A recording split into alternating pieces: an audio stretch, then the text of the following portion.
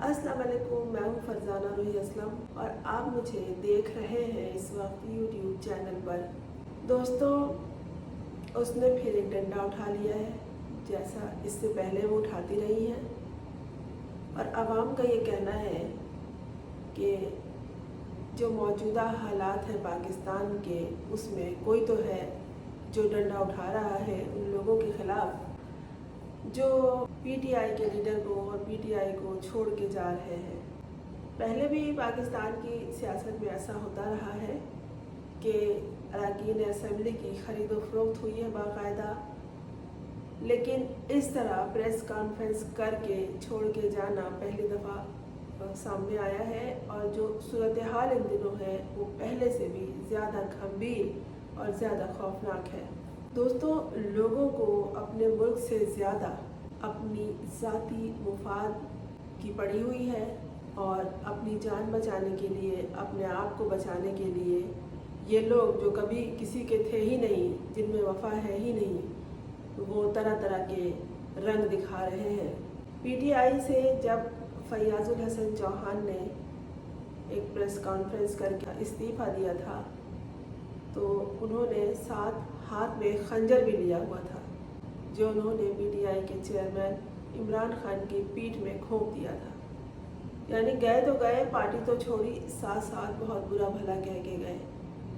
उनका सिलसिला ख़त्म नहीं हुआ है। उन्होंने फिर गुज़िश्ता दिनों एक बातचीत की जिसमें उन्होंने गोया अपनी जानिब से बहुत से राज खोले। उनको इस गुफ्तगू में ये भी बताना पड़ा कि वो एक सॉफ्टवेयर इंजीनियर है, ताकि वो जो कुछ कहें लोग उनकी बातों पर ईमान ले आए कि ये सॉफ्टवेयर इंजीनियर है तो ये बहुत सही बता रहा है और अच्छी तरह जानता है। उन्होंने बहुत भयानक इल्ज़ामात लगाए हैं मुल्क की सालमियत के हवाले से और उन्होंने कहा कि बैरून मुल्क बैठकर 30,000 बच्चा या बच्चे लड़के वो पीटीआई के सोशल मीडिया को चलाते रहे हैं और उनको बाकायदा पेमेंट की जाती रही है 25-25 हज़ार रुपये फ़ी बच्चा। बच्चों के 25-25 हज़ार रुपये को आप जमा करें तो एक ख़तीर रकम बनती है।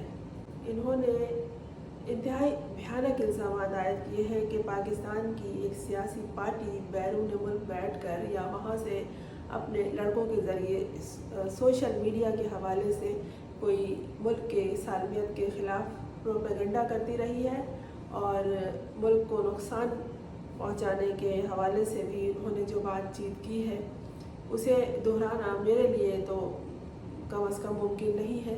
अभी आगे चल के इसी वीडियो में आप देख लेंगे कि वो क्या कुछ कह रहे हैं और अपना जो उन्होंने एक इंजीनियर की हैसियत से तारुफ़ कराया है ताकि आवाम उनको जान ले कि ये शख्स जो कुछ हमें बता रहा है इससे ज़्यादा बेहतर और कोई नहीं बता सकता।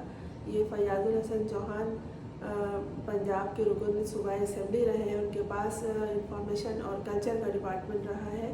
तो इन्होंने जो कुछ बात की है उसको रोकने के लिए पहले भी मुख्तलिफ अशख़ास को ये हरीम शाह जो टिकटॉकर है इन्होंने धमकियाँ दी थी कि अपना ये सिलसिला बंद रखो जो भी तुम लोग कर रहे हो, वरना मेरे पास तुम्हें बरहना करने के लिए बहुत कुछ है। और इन्होंने इस दफ़ा भी फैयाजुल हसन चौहान का नाम लेकर ये कहा है कि आपने अगर मेरा नाम लिया या मेरा तस्करा किया या इस तरह की जो बात की है, मैंने आपको पहले भी मना किया है और आप नहीं माने तो मैं जो कुछ करूँगी। ज़ाहिर वो ये करती है कि इन्होंने जो सबूत के तौर पर वीडियोज़ रखे हुए हैं वो उसे लीक कर देती है।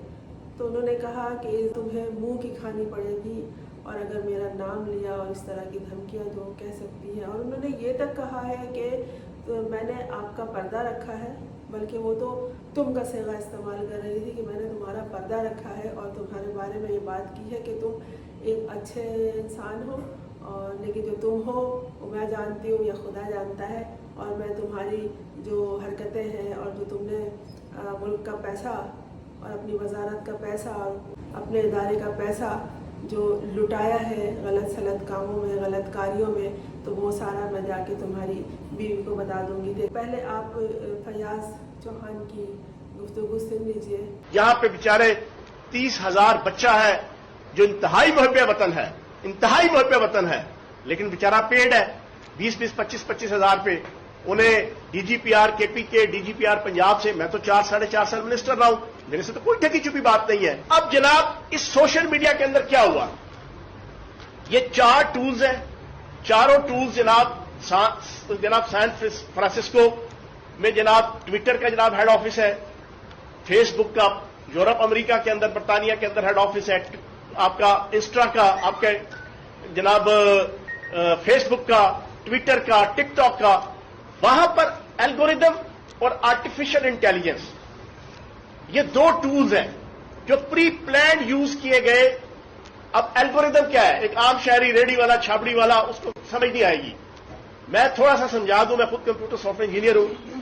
الگوریدم ایک سیٹ آف انسٹرکشن کہہ لیں, یا ایک پروگرامنگ کہہ لیں, یا ایک سافٹ ویئر کہہ لیں, یا ایک میکینزم کہہ لیں کہ جو سرور ہے چاروں سوشل میڈیا ٹولز کا, ان کے سرورز کے اندر کچھ پروگرامنگ کر دی گئی. اگر اینٹی ریاست پاکستانی ریاست کے خلاف کوئی سینٹیمنٹس والا کوئی فیس بک کے اوپر ٹویٹ چڑھے گا, کوئی ویڈیو چڑھے گی, کوئی وی لاگ چڑھے گا, اس کو جناب فوراً ہائپ کریٹ کر دی جائے گی کہ پاکستان کے حوالے سے جو لوگوں کے سینٹیمنٹس ابھارے جائیں گے اس پوری پولیٹیکل موو کے ذریعے سے جو 1.25 سال سے چل رہی تھی, اس کے ذریعے سے جتنے جذبات ابھریں گے. آپ دیکھیے کہ حریم شاہ کیا کہہ رہی ہے. اصلیت چھپائی تھی. میں نے ہمیشہ بولا تھا کہ وہ بہت اچھے انسان ہیں. میں نے وہ نہیں بولا تھا کہ جیسے آپ ہو. کیونکہ میں دنیا کے سامنے آپ کو بے عزت نہیں کرنا چاہتی تھی, بدنام نہیں کرنا چاہتی تھی. آپ کا یہ جو کیریئر ہے اس کو میں خراب نہیں کرنا چاہتی تھی. ویسے تو مجھے پتہ ہے اور اللہ کو پتہ ہے اور کہ آپ کتنے غلیظ انسان ہیں, کہ آپ اپنی بیویوں کے ساتھ وفا کریں. آپ کی بیویوں کو تو ابھی میں آپ کے کرتوت بتاؤں گی اور بہت جلدی بتاؤں گی, اور پھر ان کو پتہ چلے گا آپ کے کہ آپ کس طرح کے لوگ ہیں اور کس طرح کی حرکتیں کرتے ہیں. عادل حسن چوہان, نیکسٹ ٹائم میرا نیم مت لینا. اگر اپنی زبان سے میرا نیم لے کے مجھے کسی بھی طرح کی کوئی بھی بات کہیں سے بھی ملی تو میں ساری کی ساری باتیں ان کو بتا دوں گی. تم اگر ہم سے ٹکراؤ گے تو سن لو منہ کی کھاؤ گے. آپ لوگوں کا جو اصلی چہرہ ہے وہ میرے ابھی بھی موبائل فون میں محفوظ ہے, لہٰذا مجھ سے بچ کے رہنا. تھینک یو سو مچ. جہاں یہ ٹویٹ ہوتے ہیں یا کوئی پریس کانفرنس منظر عام پر آتی ہے تو اس کے بعد عوام جو ہے وہاں پہ غلاظتوں کا سلسلہ شروع کر دیتی ہے. انتہائی غلیظ گالیاں وہاں پہ شروع ہو جاتی ہیں اور لگتا ہی نہیں ہے کہ یہ کوئی تہذیب یافتہ قوم ہے.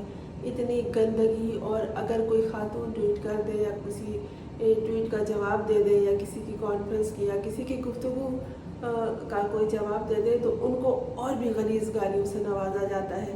ایک تو یہ حسد جلن ہے کہ یہ عورت یہاں پہ کہاں سے آ گئی, اس کی ہمت کیسے ہوئی کہ اس طرح سرعام آ کے بات کرے, اور دوسری بات یہ ہے کہ یہ اس طرح سے جواب کیوں دے رہی ہے. تو اس پہ بھی 2-3 بات ہو جاتی ہے جمع. اس پہ بھی غصہ آتا ہے کہ لوگوں کو کہ ایک تو یہ عورت ہے, دوسری بات یہ ہے کہ یہ جواب دے رہی ہے, یہ ٹویٹر پہ اور فیس بک پہ, انسٹاگرام پہ یا سوشل میڈیا کہہ لیں, یہاں پہ آ کے جواب دے رہی ہے تو اور مزید غلیظ گالیوں سے نوازا جاتا ہے. انتہائی گری ہوئی گفتگو کی جاتی ہے. بعض دفعہ گفتگو اتنی زبانی ہوتی ہے کہ اس کو سمجھنا مشکل ہوتا ہے. کہیں سے بھی نہیں لگتے کہ اس قوم کے پاس کوئی ادب یا تہذیب ہے. گالیاں دیجیے اگر آپ کی فطرت میں ہے تو طریقے سے الفاظ سیکھیے. ابھی مزید آپ کو ان گالیوں میں, جن میں آپ لوگوں نے ریسرچ کیا ہوا ہے, اس کے لیے الفاظ اچھے استعمال کرنے کے لیے بھی سرچ کیجیے. ایک سڑک پہ کرنے والی گفتگو میں, چائے خانوں میں کی جانے والی گفتگو میں, اسمبلی میں بیٹھ کر کی جانے والی گفتگو میں, تعلیمی اداروں کے باہر کی جانے والی گفتگو میں, کھیل کے میدان میں کی جانے والی گفتگو میں, بس کے سفر کی گفتگو میں, اپنی ذاتی گاڑی کے اندر بیٹھی ہوئی گفتگو میں, اپنے گھر میں کی جانے والی گفتگو میں, بازار میں کی جانے والی گفتگو میں بہت فرق ہوتا ہے. اس فرق کو سمجھنا بہت ضروری ہے. اسے سمجھیے اور ان اداروں کا تقدس بحال رکھیے. پھر ملیں گے کسی اور خاص بات کے ساتھ.